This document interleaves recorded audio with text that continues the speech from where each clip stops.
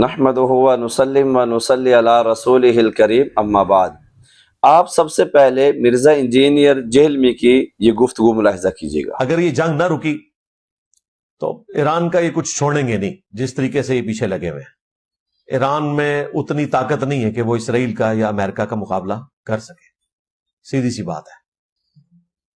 ایران کو امریکہ کی بات مان لینی چاہیے اور ڈیل کر لینی چاہیے۔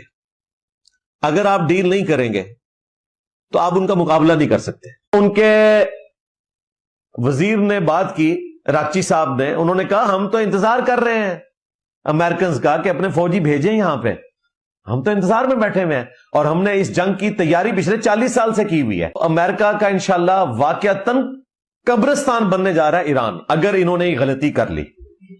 وہ تو زبانی کلامی قبرستان تھا نا افغانستان والا، اوریجنل والا قبرستان یہ بننے والا ہے۔ جی، آپ نے مرزا انجینئر جہلمی کی گفتگو ملاحظہ کی۔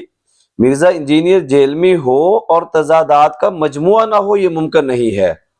یہی مرزا انجینئر جہلمی 2025 میں جب امریکہ، ایران، اسرائیل کے آپس میں جنگ ہوئی، تقریباً یہ 12 سے 15 روز پر مشتمل تھی، تو مرزا انجینئر جہلمی اپنے لونڈے لپاڑوں کو امریکہ اور اسرائیل کے ساتھ مفاہمت کے فضائل بیان کرتا ہوا نظر آ رہا تھا کہ اس کو مفاہمت کرنی چاہیے، یہ اس کا کچھ نہیں چھوڑیں گے۔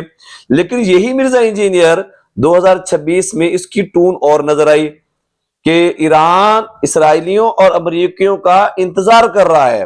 ان کے وزیر خارجہ یوں کہہ رہا ہے غیر ازاری کا، اور آخر میں یہ کہہ رہا ہے کہ یہ اب حقیقی قبرستان بننے والا ہے۔ اب آپ خود اندازہ لگائیں اس کی 2025 والی بات درست ہے یا 2026 والی بات درست صحیح ہے۔